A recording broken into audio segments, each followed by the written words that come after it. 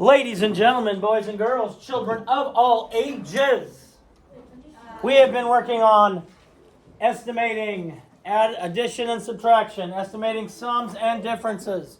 We're also required to find the actual answer of sums and differences. So we're going to do some problems where first we estimate,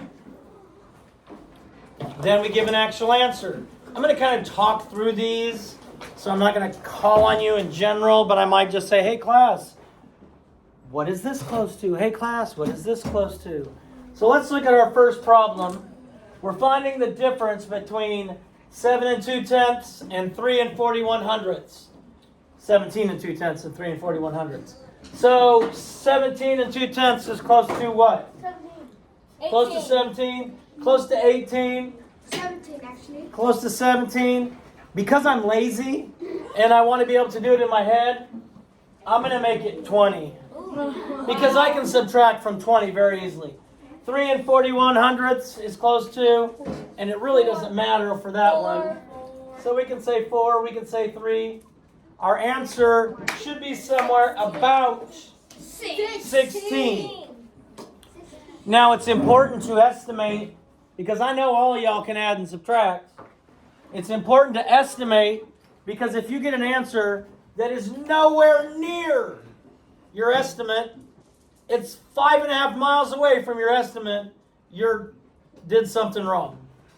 Now you know when you add and subtract, you put your ones place over your ones place, your tens place over your tens place. So we do the same thing if there are decimals.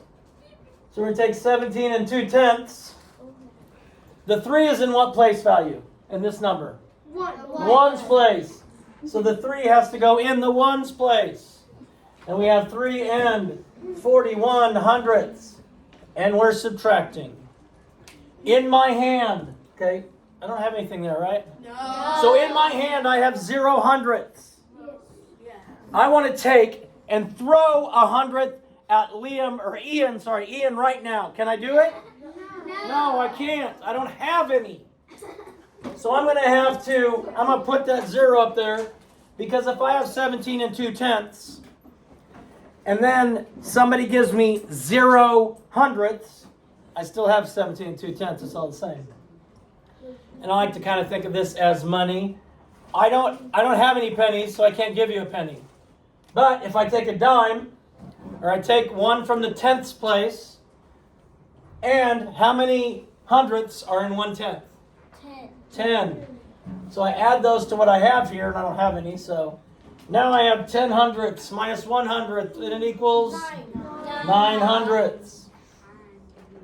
Oh man, I only have 1/10, and I need to take away 4/10. So I can make this 16. 11/10 minus 4/10 is 7. 16 minus 3 is 13. Now, let's just say I didn't put the decimal point anywhere. I can go back and look at my estimate. Should it be in front of the 1? No, because that's going to give me 1,379 10,000ths, and that's way less than 1. Should it be between the 1 and the 3? No. No, because that's close to 1. Between the 3 and the 7? Yes, because that's as close to 16 as I'm going to get. And what you generally do, if you're going to do it right, is you just move the decimal point down. But it's important to line the decimal points up. It's also important to estimate. It's important to estimate, because if you're going to put the answer on your paper and you got all the numbers correct, but you put the decimal point in the wrong place, I know this jerk of a teacher that you have is going to say, no, can't take it. 0, wrong. All right. Remember, I want to be able to do my estimate in my head. So now I have the sum of 18 and 31/100 and 4 and 85/100. So 18 and 31/100 is close to 19. I'm going to say 20, because I can add the 20 real easily in my head. 4 and 85/100 close to 5. I can add that in my head. So now my answer needs to be somewhere near 25. And the same way we did with subtraction, We line up our ones over our ones. Our tens over tens. We don't have any tenths over tenths, hundredths over hundredths. Now we're just adding 100th plus 5 hundredths is 600. 8 tenths plus 3 tenths is 11 tenths. Or 1/10 and 1 whole. 1/10 and 1 whole. So 1 plus 8 plus 4, 13 ones. That's 13 ones, or 1/10 and 3 ones. And 2. My decimal point goes where? Between the 3 and the 1. Between the 3 and the 1. If you put it anywhere else, that tells me one of two things. Either you didn't estimate, or you're just a doo-doo head. One of those two things. I know, right? Oh my God. Such a jerk, that teacher. All right, we're subtracting the difference of 7 and 2 tenths and 3 and 4 hundredths. 7 and 2 tenths is close to, let's say 7, 8, let's say 7. 3 and 4 hundredths is close to 3. Again, I'm looking for things I can do in my head. I could do 7 minus 3 in my head real quickly. So my answer needs to be about 4. Again, I'm subtracting. I have 0 hundredths to throw at Ian. So I'm going to have to take some tenths and change them to hundredths. How many tenths are in a hundred? How many hundredths are in a tenth? 10. Now I have 10 hundredths minus 1 hundredth. What do I have, Ian? 10 hundredths minus 4 hundredths is 6 hundredths. 1/10, Ian, minus 0 tenths. 1/10.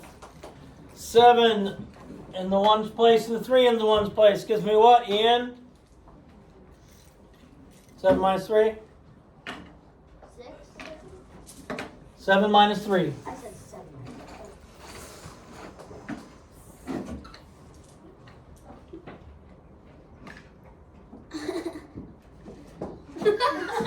Four, good. Ian, looking at my estimate was 4. Where do you think the decimal point goes in this answer? Ian's answering. Excellent. So that makes it as close to my estimate as I could get as long as I did my math correctly. Oh, too bad. All right, now we have 300. Subtract 2 and 64 hundredths. I'm going to leave 300 as it is because I can subtract from that real quick. 300 minus 3 is what? 297. 297. My first number is 300. Where is the decimal point in the number 300? Behind that 0. Good. 0. If I put it here, it's only 30. If I put it here, it's only 3. It needs to be 300. We line up our digits. Now, if I have 300 and then I put 0 tenths in my pocket, does that change what I have? No. If I have 300 and 0 tenths and I put 0 hundredths in my pocket, does that change anything? No. No.